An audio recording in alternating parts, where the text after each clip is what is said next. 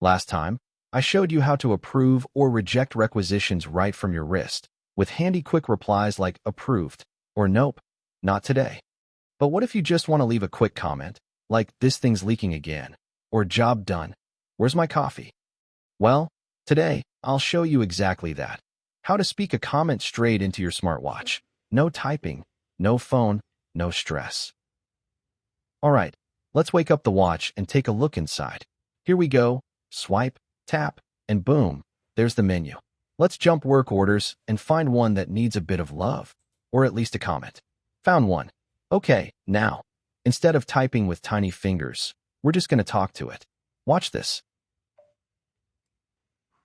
Note, the engine light is on, needs to replace the oxygen sensor soon. Okay, all set. The comment's ready. Everything looks good. Just hit send. And that's it. Your comment is instantly visible in the EAM. No phone, no desktop, no drama. Just your wrist, your voice, and a work order that finally knows how you feel. All right, now let's jump into EAM and take a look. Yup, comment received. Perfect. Excited? Then don't forget to subscribe to my channel so you never miss what's next. And hey, if this got you curious, reach out.